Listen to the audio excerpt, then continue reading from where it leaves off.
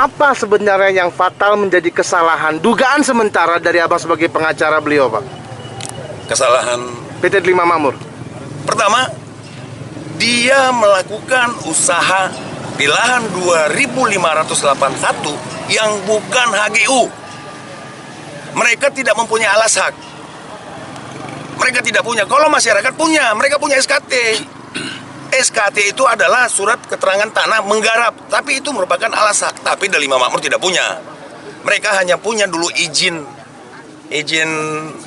prinsip pada waktu itu, tapi itu kan masa berlakunya cuma setahun 2 tahun.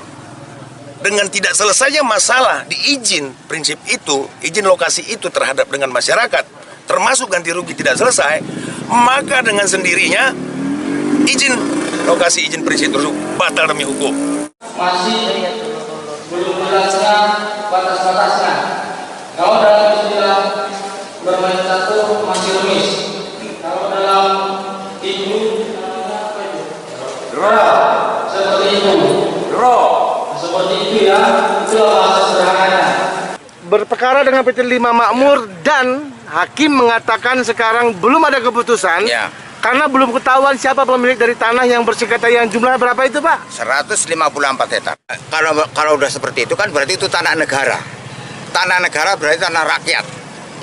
Ya maksud saya supaya dikembalikan pada masyarakat. Dan tolong kepada Delima Makmur yang tidak memiliki alas hak dan di situ itu jangan lagi beraktivitas di areal tersebut. Kita tidak menuduh siapapun, cuma apabila Pak Boymin sedang bercocok tanam, sedang nanam, tiba-tiba ada yang marah gitu, habis itu Pak Boymin mau ngapain? Ya saya marah, tapi kalau orang itu juga merusak tanaman saya, ya saya rusak. Sedangkan saya tidak merusak tanaman PT Delima Makmur, dan PT Delima Makmur pun jangan sempat merusak tanaman saya. Berarti sama-sama mau ngambil hasil dari situ. Sedangkan saya selama ini tetap bayar pajak, Pak. Dia nggak bayar pajak, tapi dia ngambil hasilnya. Dan kemana selama ini pajak PT Delima Makmur 20 tahun digarap oleh PT Delima Makmur yang tidak mempunyai hak tanahnya itu. Putusan dari perkara yang kami ajukan pada Desember 2017 yang lalu, ini sudah diputuskan oleh hakim.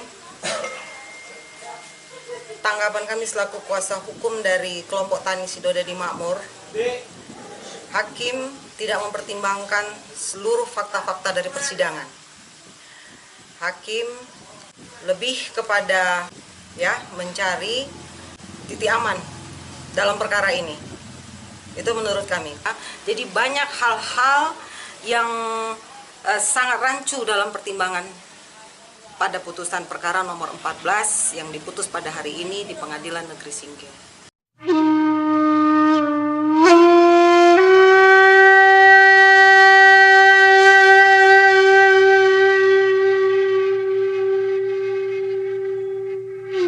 Pemirsa, saya Muhammad Studi dari Singkil Video pada saat ini sedang berhadapan langsung dengan Bapak Asrarudin. Beliau pada saat ini sebagai humas dari kantor Pengadilan Negeri Aceh Singkil.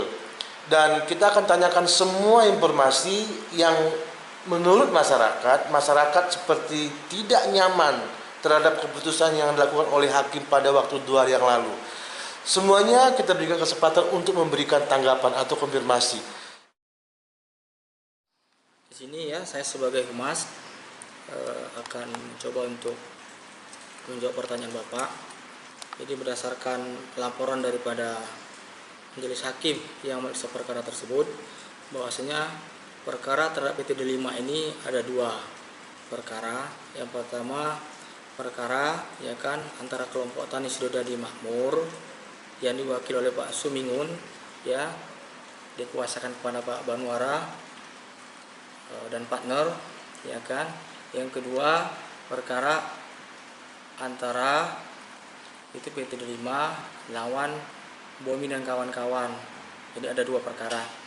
Nah, berkaitan dengan perkara kelompok Tani Sidodadi Makmur sebagai penggugat melawan PT Delima sebagai tergugat, oleh majelis yang memeriksa pokok perkara mengatakan bahwasanya gugatan tidak dapat diterima atau disilakan NO. Alasan pada majelis mengatakan bahwasanya ada tapal batas yang tidak jelas, sehingga majelis hakim belum bisa masuk kepada substansi kepada milik siapa tanah objek perkara, apakah milik penggugat atau milik tergugat. Pertimbangan majelis mengatakan pada saat itu kepada kami bahwasanya mengapa dikatakan NU, bahwasanya dari penggugat alas haknya adalah SKT. Ada beberapa SKT, kemudian surat keterangan menggarap yang menyebutkan bahwasanya objeknya itu ada di Blok 18, Desa Blok 18, Kecamatan Gunung Muria, Kabupaten Aceh Singkil. Sementara dari PT D5 alas haknya itu adalah HGU-nya yang mengatakan 194 hektar itu bukan berada di areal Desa Blok 18, melainkan di 4 desa di 2 kecamatan, yaitu ada Kecamatan Subah Makmur, kemudian Tubu-Tubu, kalau tidak salah Napagalo, Kecamatan Danau Paris, kemudian di Kecamatan di Desa Telaga Bakti, Kecamatan Singkil Utara. Jadi terjadi perbedaan tapal batas. Hakim juga sangat tendensius dalam arti tidak seluruh fakta persidangan itu yang seharusnya menjadi pertimbangan hakim memberikan kepastian hukum kepada para penggugat, kepada masyarakat. Kenapa? Dalam sidang lapangan, hakim sudah memberikan surat panggilan atau surat pemberitahuan kepada pihak aparatur perangkat desa, yaitu Kepala Desa Blok 18, yang notabene objek sengketa berada di Desa Blok 18. Nah, namun dalam persidangan, hakim tidak mengambil keterangan kepala desa yang sebenarnya padahal pada waktu sidang lapangan Kepala Desa Blok 18, yaitu Pak Badris itu dengan jelas memberikan penjelasan bahwa objek sengketa ini secara administrasi berada di Desa Blok 18. Kemudian saksi-saksi yang dihadirkan juga tidak ada yang mengetahui batas Blok 18 itu di mana. Nah, sehingga karena belum jelasnya batas, sehingga majelis hakim mengatakan gugatan penggugat tidak dapat diterima. Kami juga secara bersamaan mengajukan gugatan dari 3 orang pemilik sertifikat yang berada di Desa Blok 18, yaitu Bapak Boymin, Ibu Jumiati, dan Bapak Misbah Husoleh, yang notabene mereka mempunyai sertifikat hak milik yang berada di Desa Blok 18, yang pada hari ini juga gugatan mereka diputuskan pada Pengadilan Negeri Singkil. Nah, banyak kejanggalan dan kerancuan dalam putusan perkara nomor 2 PDT 2017 terhadap penggugat Pak Boymin dan kawan-kawan.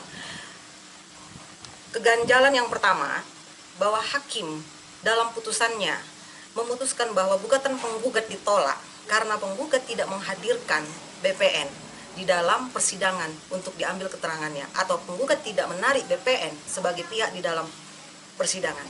Ini sangat rancu. Pertama, pengadilan mengetahui bahwa BPN adalah instansi yang berwenang dalam menerbitkan sertifikat. Nah, di dalam fakta persidangan, penggugat sudah mengajukan sidang lapangan. Sama seperti sebelumnya, pada sidang lapangan, pengadilan itu sudah menyurati dan mengundang Kepala Desa Blok 18. Namun, pengadilan tidak memberitahukan atau mengundang BPN sebagai instansi yang berwenang menerbitkan sertifikat. Nah, di sini terjadi kerancuan. Kenapa saya katakan terjadi kerancuan? Bahwa dalam persidangan hukum acara, hakim mempunyai hak interpretasi. Hakim mempunyai hak untuk mengajukan usulan. Manakala ketika dalam proses pemeriksaan, hakim merasa belum menemukan satu keyakinan atas bukti-bukti dalam perkara yang disengketakan, maka hakim berhak mengusulkan kepada para pihak atau meminta instansi yang berwenang yang terkait dengan perkara tersebut untuk hadir dalam persidangan. Dalam proses persidangan ini tidak dilakukan oleh hakim. Namun kemudian dalam putusan, hakim menyatakan bahwa terjadi kurang pihak. Ini yang sangat rancu. Ini yang menurut kami, hakim seperti bermain-main dalam membuat putusan. Bermain-main, kenapa? Sertifikat ini jelas diterbitkan oleh instansi yang berwenang, yang diakui keabsahannya, yang diakui keautentikannya secara hukum di negara ini. Tetapi hakim dalam pemeriksaan perkara mengabaikan apa yang sudah dikeluarkan oleh instansi yang berwenang tersebut. Ya, hakim dalam perkara perdata itu bersifat pasif, sehingga jika para pihak ingin menghadirkan saksi, silahkan. Ingin mengadakan ahli, silahkan, kita akan periksa. Tapi tidak ada kewajiban hakim untuk memerintahkan atau berinisiatif untuk menghadirkan saksi tanpa diminta oleh para pihak atau dihadirkan oleh para pihak. Tergugat dalam pembuktiannya menghadirkan 2 orang saksi yang notabene saksi tersebut diketahui di fakta persidangan adalah seorang saksi auditu. Saksi auditu adalah saksi yang tidak bisa baca tulis. Dalam hukum acara perdata, seorang saksi yang tidak baca tulis, maka keterangannya hanya bisa didengar saja, tetapi tidak bisa diambil kebenarannya. Namun faktanya hari ini dalam pertimbangan hukum yang disampaikan oleh Hakim Majelis pada perkara nomor 2, justru hakim menarik keterangan dari kedua orang saksi auditu yang dihadirkan oleh tergugat. Jelas pertimbangan hakim ini sudah menyalahi dari hukum acara perdata. Ini yang harus kita garis bawahi. Itu sudah masuk ke sudah masuk ke teknis pemeriksaan gitu ya, pemeriksaan perkara. Sejauh itu tidak ada, saya tidak mendapatkan belum mendapatkan informasi dari hakim pemeriksa perkaranya. Tapi yang jelas untuk menilai keterangan saksi, ya kan, tentunya dari awal tentu sudah diperiksa itu akan dinilai di pembuktian kan begitu. Yang jelas pada saat itu yang kami dengar dari hakim pemeriksa perkara bahwasanya saksi-saksi yang dihadirkan itu semuanya tidak ada hubungan derajat ketiga atau pekerjaan, sehingga bisa kita dengar masalah keterangannya apakah de auditu atau tidak, itu kan majelis pemeriksa pokok perkara yang tahu. Dalam persidangan, tergugat berhak membuktikan dalilnya. Tergugat sudah jelas tidak mempunyai bukti autentik berupa sertifikat hak guna usaha terhadap objek yang sedang diperkarakan. Ya, untuk perkara Boemin tadi itu yang kami katakan tadi, itu menurut hakim itu bahwasanya itu adalah perkara yang lain selain dari kelompok tani Sidodadi Makmur ya. Iya. Nah, itu perkara yang nomor 2 2018. Di situ hakim mengatakan bahwasanya tidak dapat diterimanya karena 2 hal. Yang pertama memang tadi batas juga bahwasanya delima tetap mengajukan buktinya adalah HGU-nya. Nah, namun dalam perkara Boemin dan kawan-kawan, delima mengatakan bahwasanya objek perkara yang punya Boemin itu di Situban Makmur, Kecamatan Danau Paris, Kabupaten Singkil. Nah, sementara Boemin, Jumiati dan Misbah itu mengatakan itu di Blok 18, Desa Gunung Muria, Kecamatan Aceh Singkil. Karena terjadi bantahan, kemudian keterangan saksi juga mengatakan belum ada tapal batas. Kembali lagi hakim mengatakan pada saat itu bahwasanya kabur, masih tapal batas tidak ada. Dalam pertimbangan hakim yang disebutkan salah satu tadi adalah keterangan saksi. Tidak semua keterangan saksi yang kami ajukan di dalam persidangan itu dimasukkan ke dalam pertimbangan hakim. Salah satu contohnya adalah saksi dari Sekretaris Desa Bapak Anwar Alatas yang jelas mengatakan di dalam persidangan, saya mencatat dengan benar pada waktu itu, bahwa beliau menyatakan objek sengketa berada di Desa Blok 18. Namun dalam pertimbangan hakim justru hakim memberikan keterangan yang berbeda terhadap saksi Anwar Alatas yang menyatakan bahwa saksi Anwar Alatas tidak mengetahui wilayah tersebut berada di Desa Blok 18. Itu salah satu contoh. Dan memang dari keterangan Pak Anwar Alatas, kalau tidak salah namanya itu, mengatakan memang dia tidak tahu, tidak ada tapal batas. Sampai saat ini belum ada tapal batas antara Blok 18 sampai mana batasnya, belum ada. Bahkan hampir seluruh Aceh Singkil batas desa belum ada. Kan seperti itu. Yang kedua NO juga karena memang dasar alasan dari Boymin adalah sertifikat katanya kan begitu. Tapi tidak pernah dihadirkan BPN. Apa alasan BPN mengatakan itu masuk ke 18? Nah, menurut majelis pemeriksaan perkara seharusnya BPN ikut ditarik sebagai pihak untuk mengetahui dasar dia apa mengatakan masuk 18 sementara dalam HGU 5 tidak masuk 18. Jadi itulah makanya dikatakan NO-nya ada 2 dan berbeda dengan nomor 14 tadi. Ya menurut hakim pemeriksaan perkara itu bukan tidak tahu tapi belum bisa menentukan siapa pemiliknya karena belum terpenuhnya syarat formil dari gugatan itu. Artinya gugatan itu kalau yang pertama kan kabur karena tapal batasnya kabur, jadi juga tidak tahu siapa pemilik siapa itu.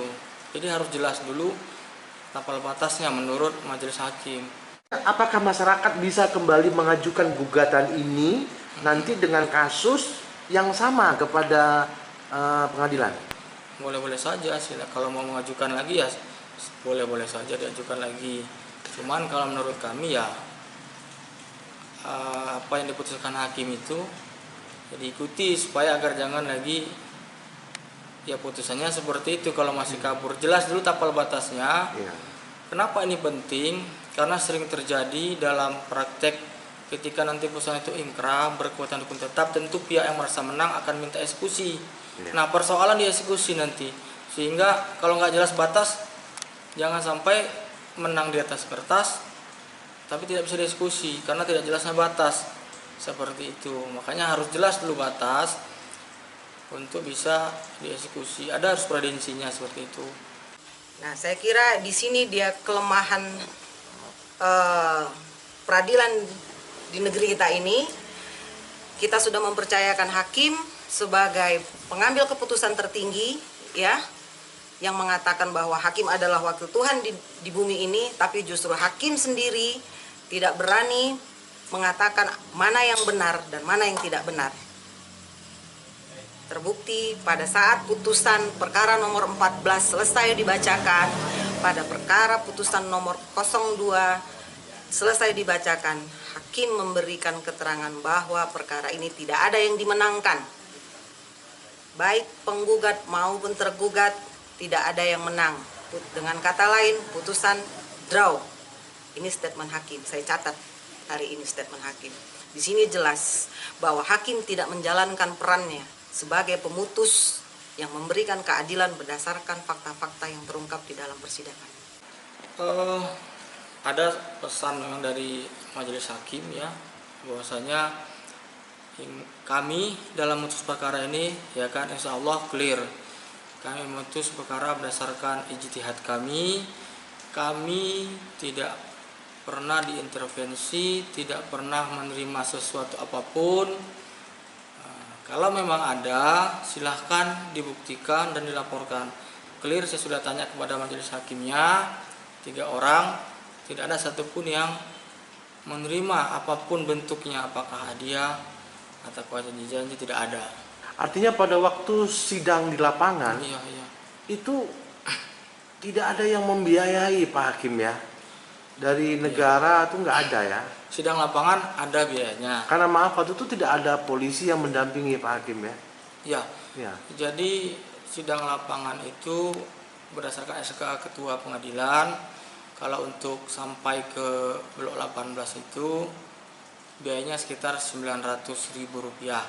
Hanya itu. Dan itu kalau tidak salah menurut majelis hakimnya ada sekitar majelis hakim 3 orang, 1 orang panitera pengganti dan 1 orang staf yang berangkat 5 orang dengan menggunakan mobil pickup.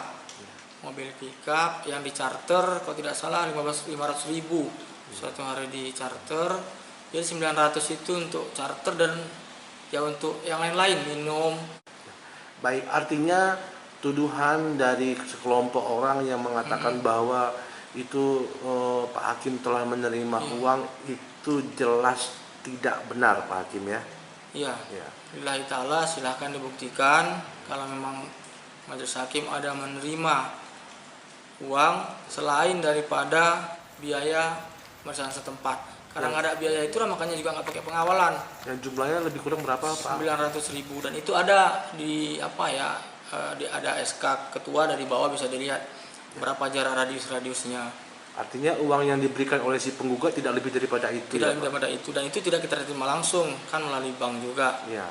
Seperti itu. Artinya kalau ada pihak-pihak yang menjual nama Pak Hakim, Iya. artinya mereka harus bertanggung jawab langsung kepada si pemberi uang. Iya. Iya. Makanya kalau memang ada Jangan mencari kambing hitam, jangan jual-jual Iya. nama Pak Hakim. Iya. Baik, Kalau Pak. memang ada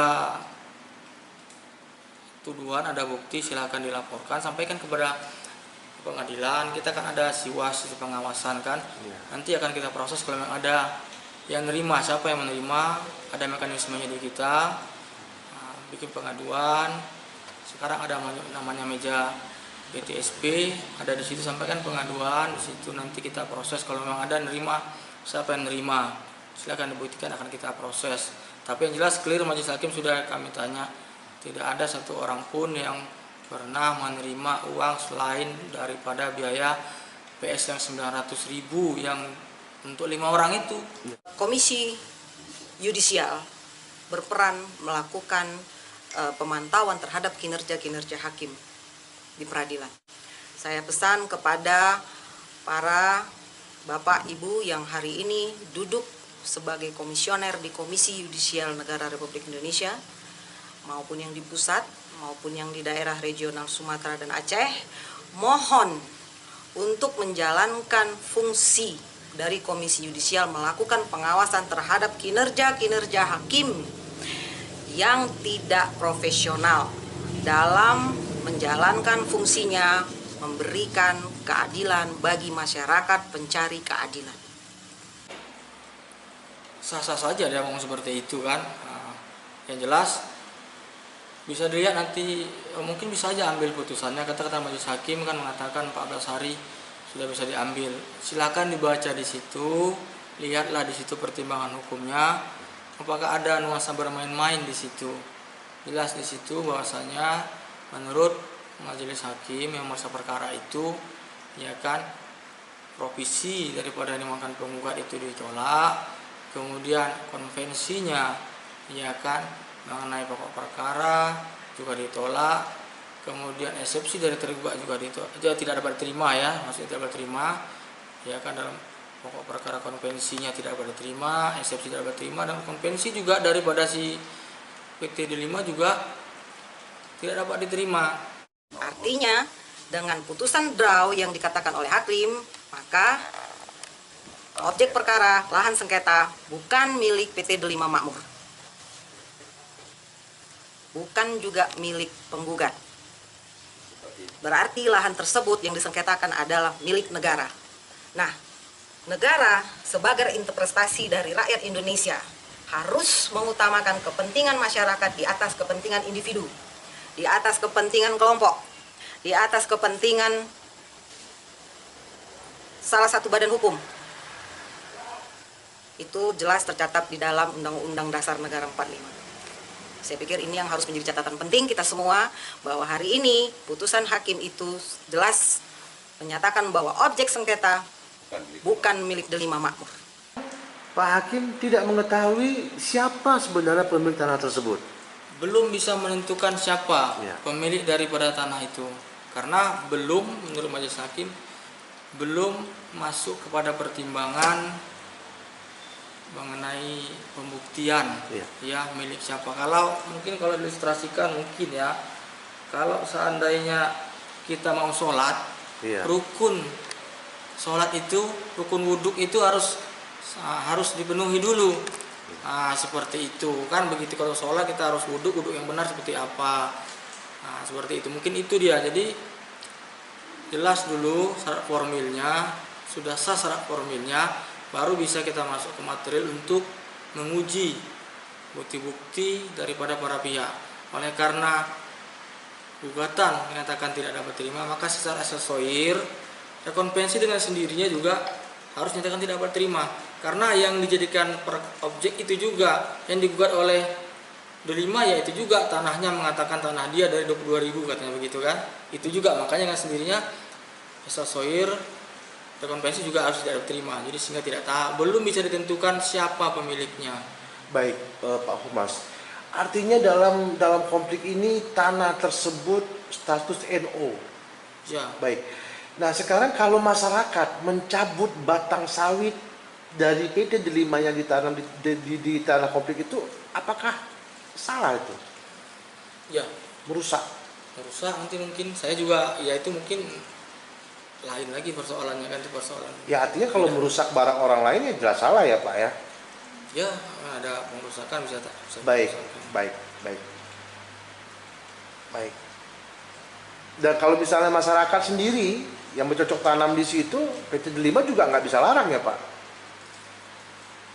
Ya, sebagaimana yang disampaikan tadi, belum tahu siapa. Ya. Artinya Pak Hakim tidak mengatakan ya atau tidak, cuman saja Pak Hakim belum tahu siapa pemilik tanah tersebut. Kalau sudah ada pemiliknya, berarti siapapun yang mengusahai di situ selain yang sah ya tidak boleh. Namun artinya apabila di lapangan itu terjadi tindakan anarki kepada pihak tertentu, maka yang pelakunya jelas itu bisa dilaporkan ya, Pak ya. Mungkin ranah pidana ya, Ya, ranah pidana, dikatakan ya. perdata tadi ceritakan. Iya, baik. Ada pesan Pak Hakim lagi kepada masyarakat yang telah menerima keputusan dari Pak Hakim. Sekarang Pak Hakim sebagai humas, silakan Pak. Ya, silakan aja diambil putusannya, ya kan, pelajari, yang gitu. Apakah mau melakukan upaya hukum atau mau gugatan baru, silahkan. Yang jelas sebelum 14 hari pun boleh diambil, sebelum menentukan sikap bisa diambil, ya kan.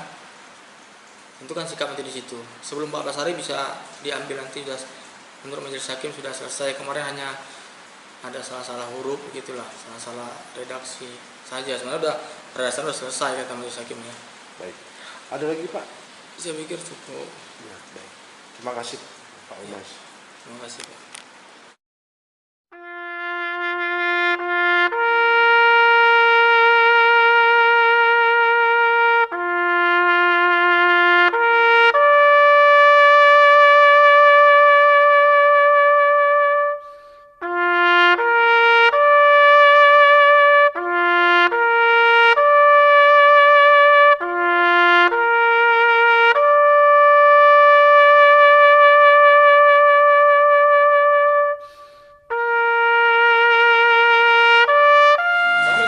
Waalaikumsalam. Pak Bohiming ya Pak ya? Betul Pak. Baik pemirsa, pada saat ini saya langsung berhadapan dengan Bapak Bohiming, yang mana kata beliau memiliki sertifikat, dan kata beliau telah menyerahkan sertifikat beliau kepada Bapak Hakim, di mana beliau sedang bersengketa dengan PT Delima Makmur. Lahannya berapa hektar Pak? 2 hektar Pak. 2 hektar tanah Pak Bohiming itu sudah memiliki sertifikat Ya betul. dan bersengketa dengan PT Delima Makmur. Ya. Ternyata PT Delima Makmur bercocok tanam di situ dan juga memanennya. Ya. Bisa tunjukkan sertifikatnya sama saya. Bisa Pak.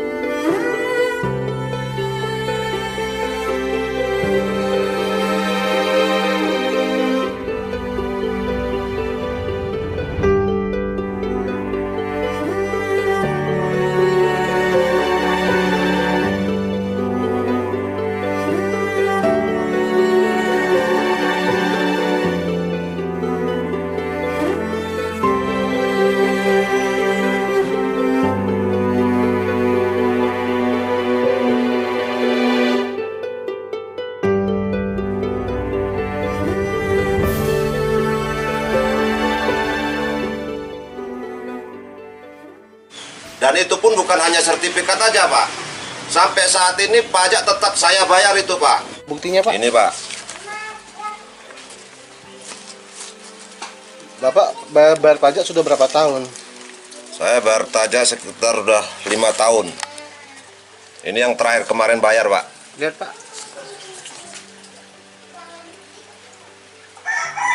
Ini pajak tahun terakhir, Pak, ya? Iya, tahun terakhir nih, tahun 2018. Yang sebelumnya mana, Pak? Yang sebelumnya udah diserahkan ke pengadilan. Enggak Bapak ambil balik? Ya, belum tahu Pak, kuasa hukum saya, Pak, yang apa itu megang. Terus surat yang di belakangnya apa itu, Pak? Fotokopi yang tahun 2015 dan tahun 2000 Mana yang 2015? ini. Terus? Dan ini tahun 2014. Terus? Itulah yang selainnya di pengadilan, Pak. Jadi Bapak bayar pajak sudah berapa tahun? 5 tahun. Bapak bayar pajak per 5 tahun? Ya, selama sertifikat 5 tahun bayar pajak. Untuk 2 hektar itu? Iya. Berapa, Pak, bayarnya? 70.000 Per tahun? per tahun. Jadi Bapak bayarnya 70.000 dikali 5 tahun? Iya. Berapa itu, Pak? 350.000 Tiap 5 tahun? Nah. Bapak udah bayar? bayar. Atas nama Pak Boymin? Iya. Pak Boymin mengajukan gugatan dan langsung ke meja hijau. Memiliki sertifikat atas lahan sengketa antara Pak Boymin dengan PT Delima Makmur. Dinyatakan oleh hakim bahwa ternyata tanah itu bukan milik Pak Boymin dan juga bukan milik PT Delima Makmur. Bagaimana tanggapan Pak Boymin pada saat itu? Ya itulah, Pak, tanggapan saya merasa kecewa, Pak. Karena lahan itu udah sertifikat. Kenapa kok bisa dikalahkan atau di-NO-kan oleh hakim? Apa harapan Pak Boymin? Harapan saya, Pak, saya harus bercocok tanam di lahan itu juga. Dan sampai kapanpun lahan itu harus sama saya, Pak. Karena PT Delima Makmur tidak mempunyai hak atas tanah-tanah itu. Kalau ada pihak-pihak tertentu yang melarang Pak Boymin bercocok tanam di lahan Pak Boymin itu, apa reaksi dari Pak Boymin? Reaksi saya lawan juga, Pak. Karena apa dasar dia melarang saya bercocok tanam di lahan itu? Tapi Pak, kalau misalnya pihak-pihak tertentu, kita tidak menuduh siapapun, Pak. Ya. Kita tidak menuduh siapapun, cuma apabila Pak Boymin sedang bercocok tanam, sedang nanam, tiba-tiba ada yang marah gitu, habis itu Pak Boymin mau ngapain? Ya saya marah. Tapi kalau orang itu juga merusak tanaman saya, ya saya rusak. Sedangkan saya tidak merusak tanaman PT Delima Makmur. Dan PT Delima Makmur pun jangan sempat merusak tanaman saya. Berarti sama-sama mau ngambil hasil dari situ. Sedangkan saya selama ini tetap bayar pajak, Pak. Dia nggak bayar pajak, tapi dia ngambil hasilnya. Dan kemana selama ini pajak PT Delima Makmur 20 tahun digarap oleh PT Delima Makmur yang tidak mempunyai hak tanahnya itu? Jadi Pak Boymin akan pertahankan tanah itu sampai akhir hayat? Saya pertahankan, Pak, sampai akhir hayat. Walaupun apa yang terjadi di lahan itu terjadilah. Nyawa aku pertaruhkan, Pak. Pemirsa, kejadian ini merupakan satu contoh di antara banyak kejadian di Aceh Singkil, yang mana petani bersengketa dengan perusahaan-perusahaan besar. Kita tidak menyalahkan siapapun, pemirsa. Tapi Pak Boymin tidak pernah boleh kita biarkan sendiri. Banyak Pak Boymin lain di Aceh Singkil yang terus terdesak. Walaupun mereka telah memiliki sertifikat, tapi mereka tidak boleh menggarap tanah yang telah mereka sertifikatkan itu. Kami yakin di luar sana, pemirsa, masih banyak orang-orang baik, orang-orang pandai, orang-orang kuat yang mau memikirkan nasib petani-petani sawit Aceh Singkil. Saya Muhammad Studi melaporkan untuk Singkil Video dari Aceh Singkil.